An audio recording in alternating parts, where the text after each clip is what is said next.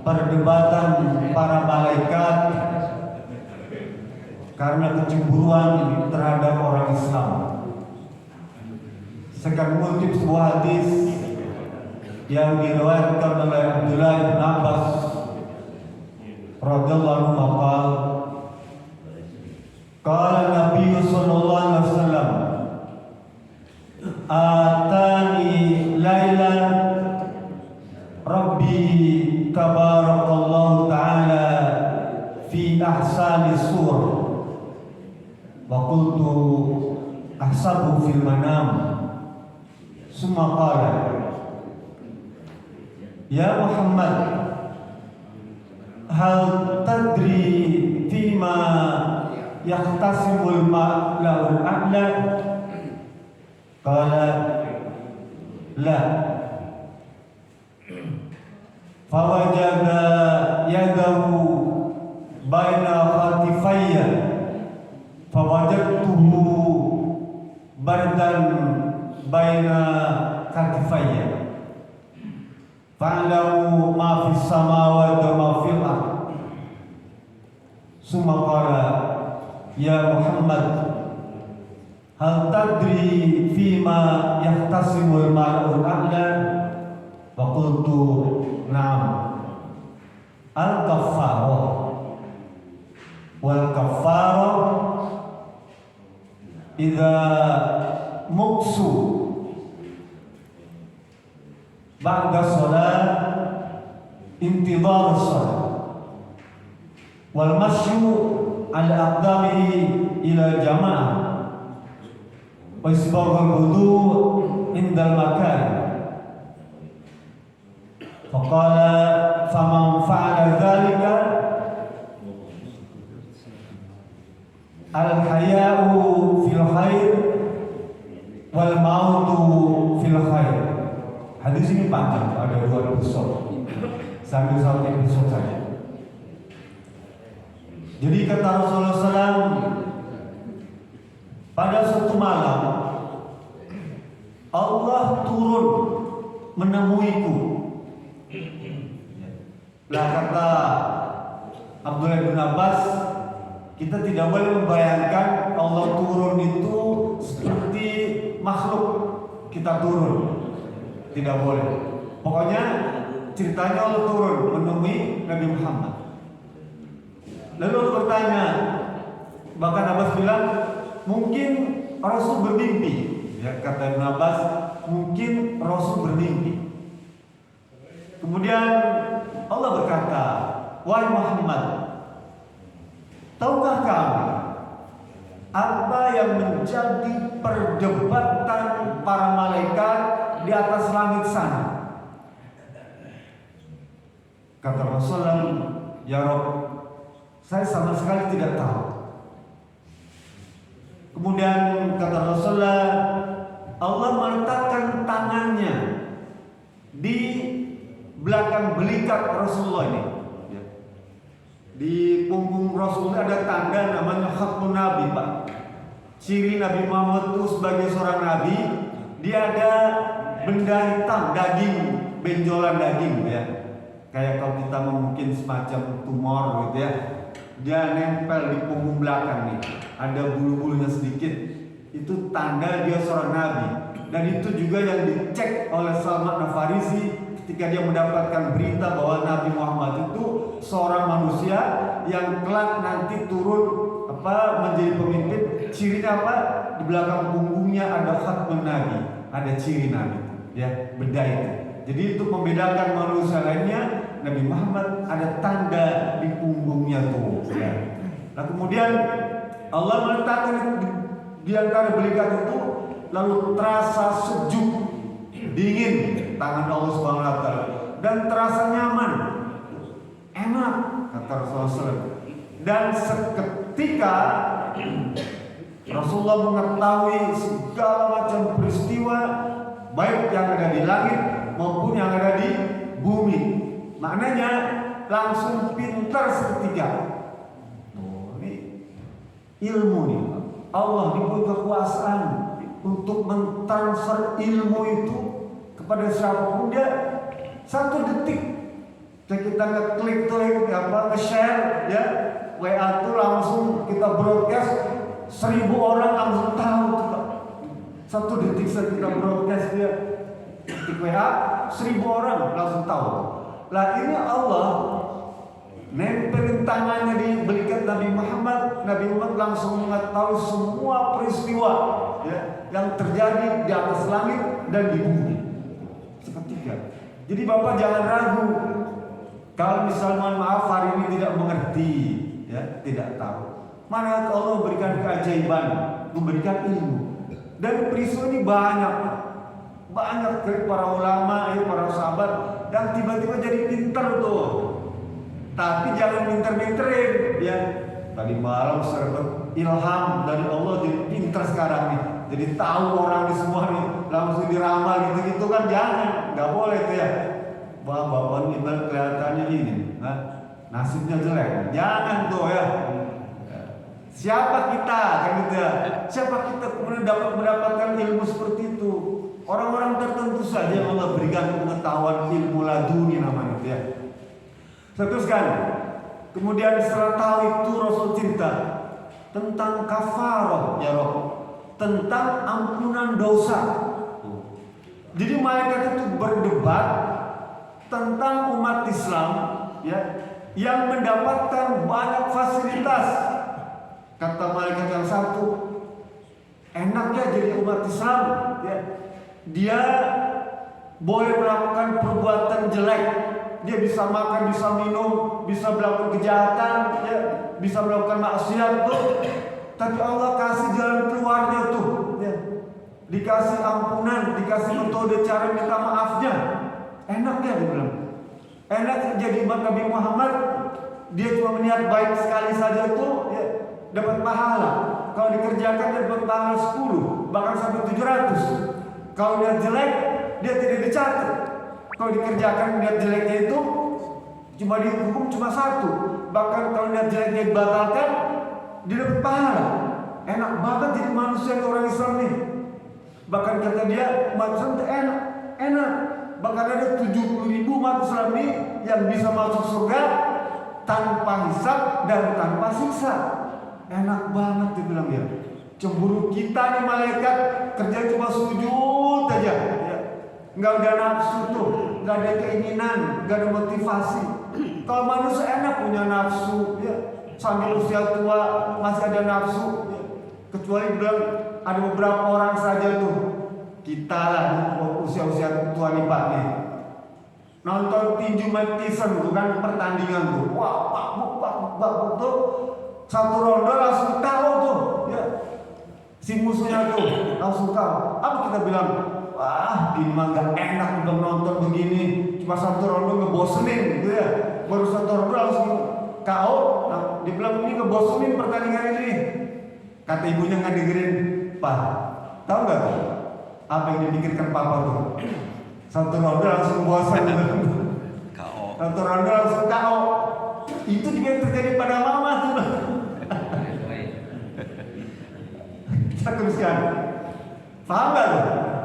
Paham ya? Harus dijelasin. Ada yang begitu? Ya.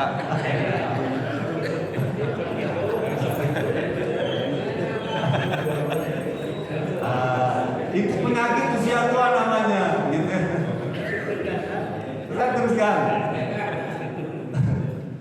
Nah, al-kafar, ampunan dosa. Dan bukan cuma para malaikat yang cemburu dengan kita nih Pak. Nabi Musa, kata Muqatil bin Sulaiman, Nabi Musa itu iri dengan umat Nabi Muhammad nih ya. Sampai dibilang ujung ceritanya itu panjang ya. Kalau bisa ya Rob, jadikan saya sebagai umat Nabi Muhammad. Nabi Musa sendiri pengen dijadikan umat Nabi Muhammad. Apa jawab Allah? Wahai Musa, kamu kan sudah saya jadi nabi. Masa kau pengen jadi umat lagi sih? Gimana sih? Kamu itu Rasul, harus bangga tuh, ya, harus bangga untuk dikasih jabatan sebagai nabi. Teruskan. Kata Rasulullah, al-kafar, yang bisa mengampuni dosa-dosa kita, yang orang yang pada cemburu, mereka berdebat karena kecemburuan itu, ya. Apa? Ada 3 perkara. Pertama, al-masyu ala aqdami ilal masajid. Orang yang sengaja berjalan dari rumah untuk pergi ke masjid mengejar takbiratul ihram. Orang dari rumah berangkat pagi bangun subuh-subuh tuh ya, jam berair sembahyang sedang kejar waktu nih, karena jam 4:15 itu sudah azan ya. Sehingga harus siap-siap di awal. Lah orang yang bersiap-siap mempersiapkan diri untuk menuju masjid mengejar sholat berjamaah itu, maka disebut sebagai al-masyu ala aqdami ilal masajid. Dia orang yang berhak untuk mendapatkan ampunan dari Allah Subhanahu wa taala. Enak gak? Senang Pak. Kita dapat ampunan cuma berjalan tuh. Belum sholat Pak. Sholatnya belum dihitung, belum wudunya. Apalagi sudah wudu, lebih cakep lagi. Baru jalannya aja Rasul bilang itu jadi ampunan. Bahkan setiap langkah itu mengampuni satu dosa kita. Setiap langkah bisa menambah satu pahala. Setiap langkah bisa meningkatkan satu derajat. Melangkahnya saja. Baik jalan kaki, mau naik sepeda, mau naik motor, sama. Karena diukur jumlahnya langkah. Kalau dari rumah saya 200 meter, mungkin sekitar 400 langkah. Ya. Naik motor pun sama, itu 400 langkah. Bayangkan Pak, sekali jalan 400 dosa diampuni. Kata Ibnu Qayyim, orang itu di antara perkara yang paling lupa apa? Lupa tentang kesalahan. Ya. Kita banyak lupa tentang kesalahan, kekeliruan. Daripada yang diingat, banyak yang dilupakan Pak. Manusia an-nas itu, kata nas itu maknanya lupa. Ya, lupa ya. Jadi sifat manusia itu pelupa, khilaf ya. Jadi kita banyak dosa sebetulnya, cuma kita tidak ingat. Di antara kita ingat dan kita lupakan, banyak yang lupa, kekeliruan dia. Makanya kita berjalan saya dapat pahala ampunan. Yang kedua, kata Rasulullah tentang intidharus shalah ba'da shalah.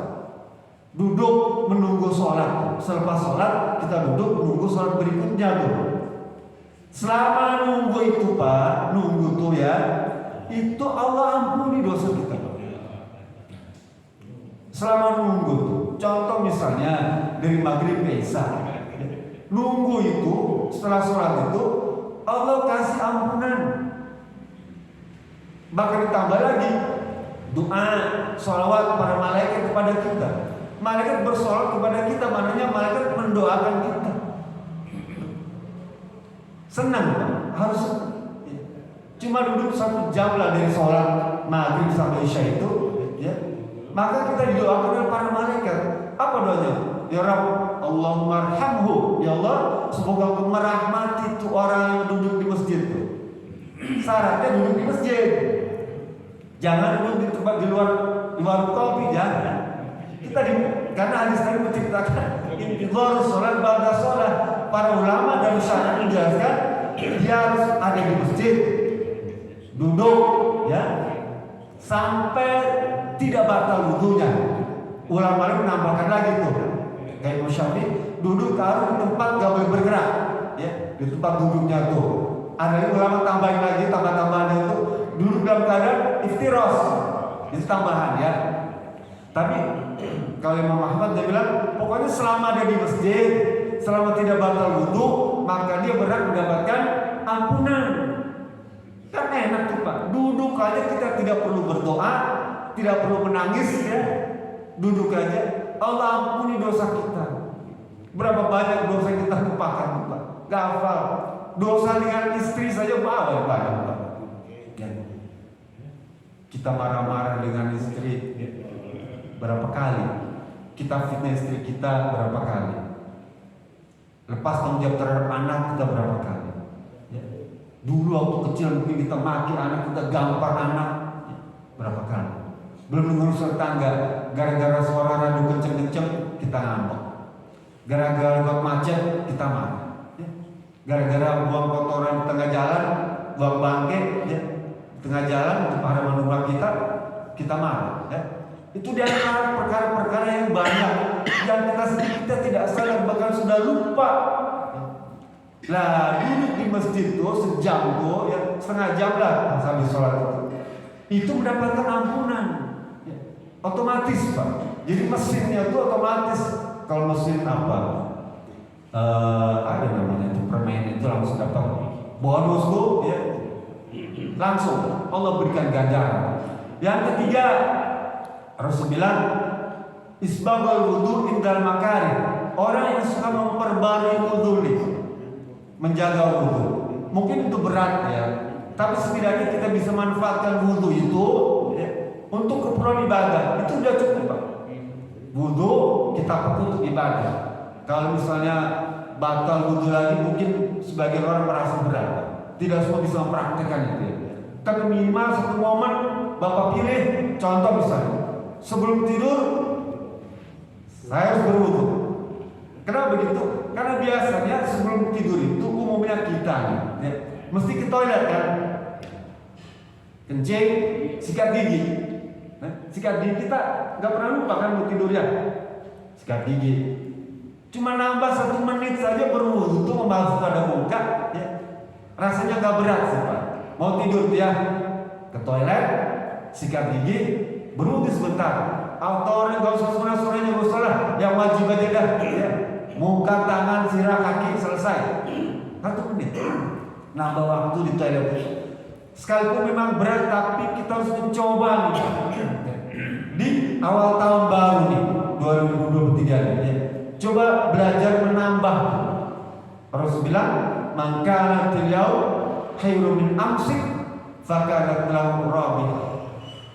Barang siapa yang tahun ini lebih baik dari tahun kemarin, dia orang yang beruntung. Kalau tahun ini lebih baik dari tahun lalu, dia beruntung. Tapi Rasul bilang, kalau tahun ini maka beliau syarrun min amsik, ya. Kalau dia tahun ini lebih jelek dari tahun lalu, celaka ya. Malunum. Kita tidak ingin celaka. Bahkan sama pun seperti tahun lalu tuh, ya. Misal amsik, hari ini sama seperti tahun lalu, nggak ada perubahan, ya nggak ada tambahan. Kita ngaji di masjid misalnya 1 lembar, ya itu udah bagus lah. Pengen tambah lagi lah, bangsa 1 ayatnya di rumah gitu ya. Di luar yang rutin ini, di rumah 1 ayat saja tambah. Itu ada pendekatan. Tapi kalau sama seperti tahun lalu segitu-gitu aja, ya itu sudah alhamdulillah sebetulnya. Tapi kita pengen ada perubahan. Cuma Rasul berikan catatan. Kalau sama seperti tahun lalu, dia termasuk orang yang merugi. Rugi kalau kita sama seperti tahun lalu Pak. Harus ada perubahan. Sholat tahajud selama ini cuma 2 rakaat ya, kita nih cuma 2 rakaat saja. Bisa nggak tahun ini tambah jadi 4 ya. Jangan 3, 4. Nah 3 nggak ada. Tadi 3 nggak ada. Tambah 4 rakaat ya. Nambah waktu kan paling 5 menit lah. Jam 4 seperempat, jam 4 Bapak bangun ya. Masih keburu tuh sholat tahajud 4 rakaat. Tambah. Apalagi kalau bangun jam 3, cakep gak tuh. Jadi semuanya harus Bapak tambah nih. Tapi kalau makan jangan ditambah. Tahun lalu cuma sepiring, tahunnya 2 piring, jangan. Gak boleh. Apalagi sama istri, kalau cuma 1 roda, sekarang mau 3 roda jangan. Karena ada pendapat para ya bukan hadis Pak ya. Kalau kita bisa menyenangkan istri 1 kali, itu sama dengan membunuh setan 40 setan Pak. Nah itu ya. Kita bisa memberikan kesenangan pada istri dalam seminggu ya. Sekali itu kita sama dengan membunuh 40 setan. Kalau 2 kali sama dengan membunuh 80 setan. Kalau 5 kali sama dengan membunuh berapa? 200 setan. Kalau Bapak bisa seminggu itu 5 kali, 200 setan Bapak bunuh tuh. Kalau 10 kali seminggu, kata istrinya, itu namanya kesetanan. Kesetanan 10 kali seminggu. Kita teruskan. Kata Rasulullah, lalu Allah berkata, man fa'ala fa'ilan jika dia bisa melaksanakan itu semua, Pak, apa? Pergi ke masjid sebelum takbiratul ihram tuh, ya. Kemudian duduk sebentar di masjid, ya, menunggu waktu sholat berikutnya. Yang ketiga, memperbarui wudhu kalau batal, selalu berwudhu kembali. Kata Subhanahu wa taala, "Asya khairun famata khairun." Allah akan berikan kehidupan yang baik dan akhir kematian yang baik. Apa sih yang kita harapkan, Pak? Kecuali kehidupan yang baik. Kita dipanggil hidup baik. Tapi kadang-kadang kita sengaja kantor polisi bikin surat kelakuan baik tuh. Karena keinginan tuh, Pak. Dari muda kita pengen jadi orang baik. Lah Rasul mengajarkan nih, yang sampai malaikat cemburu, iri, berdebat tuh. Gara-gara manusia itu orang Islam dikasih kehidupan yang baik, cuma mempraktikkan 3 perkara tadi, Pak. Raya itu semua agar kita mendapatkan kehidupan yang baik. Nanti Bapak buka surat Man amila sholihan min dzakarin aw unsa fa huwa mu'min falanuhyiyannahu hayatan thayyibah. Surat Al-A'raf ayat 70-an. Barang siapa yang beramal soleh baik laki-laki maupun perempuan, maka Allah akan berikan itu nuhyiyannahu hayatan thayyibah. Allah ilhamkan, Allah tanamkan kehidupan yang baik. Segalanya baik. Kita dapat rezeki baik, kesehatan baik, rumah tangga baik, ya. Cari nafkah baik, bekerja di kantor baik. Itu yang diinginkan. Dan Rasul Allah juga menghendaki kita baik, Pak. Makanya Allah utus Nabi Muhammad karena Allah ingin kita baik. Allah turunkan kitab Al-Quran dan peraturan-peraturan itu, perintah-perintah itu dan larangan karena Allah ingin kita baik. Dan semua perintah Allah dan Rasul itu semuanya demi kebaikan. Dan semua perintah Allah dan Rasul itu sudah Allah sampaikan semuanya. Dan tidak ada larangan, ya, baik yang Allah sampaikan maupun yang Allah sampaikan, kecuali demi kebaikan kita. Karena larangan itu kalau dikerjakan akan mendatangkan bencana bagi kita. Allah turunkan Nabi Muhammad dan kitab suci Al-Quran, bahkan para nabi sebelumnya itu untuk kebaikan kita semua, untuk menunjukkan bahwa Allah itu Maha Pengasih, Maha Penyayang. Allah sayang kepada kita. Lalu kenapa kita tidak senang? Ya, kalau dikasih jalan, nih, wahai hamba Allah, ini nih yang terbaik buat kamu nih, ya. Jangan pilih yang lain. Ini udah, ikutin saja. Dan Rasul bilang, famata fil khair, dan mati dalam keadaan baik juga. Kita kan pengen, Pak, setelah habis sholat kita minta, ya Rabb, Allah makhtim lana fi husnil khatimah. Ya Rabb, tutuplah kehidupan saya ini kehidupan yang baik. Itu kan kita minta setiap hari habis sholat. Bapak bisa bandingkan dah, ada orang mati di masjid dan mati di karaoke. Kira-kira pandangan masyarakat bagus mana tuh, ya? Ya bagus di masjid dah, ya. Ada orang mati dalam keadaan beribadah, mati dalam keadaan bermaksiat. Tentu kita pilih mati dalam keadaan ibadah. Ada orang mati ketika berbuat baik, ada orang mati dalam keadaan berbuat jahat. Kita ingin dan berbuat baik. Ada orang mati bebas daripada perkara-perkara KPK, kejaksaan, kepolisian, lepas. Aneh nah. Ada orang mati meninggalkan perkara di KPK, di kepolisian, di kejaksaan. Bahkan ada mati di penjara. Kita tidak ingin seperti itu. Ada orang mati dalam keadaan bermaksiat. Ada orang mati dalam keadaan mendatangkan manfaat. Itu yang kita inginkan. Lah cara untuk meraih itu, kata Rasulullah, berangkat ke masjid, ya, sebelum takbiratul ihram, menunggu sholat untuk datang sholat berikutnya, dan senantiasa memperbaharui wudhu. Kalau itu semua, bapak ibu akan dapatkan kehidupan yang baik dan kematian yang baik.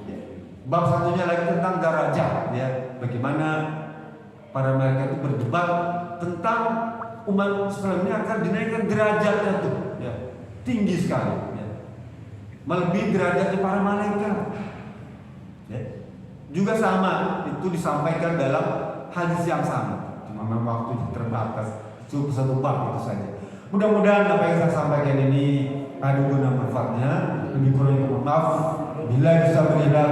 Assalamualaikum warahmatullahi wabarakatuh.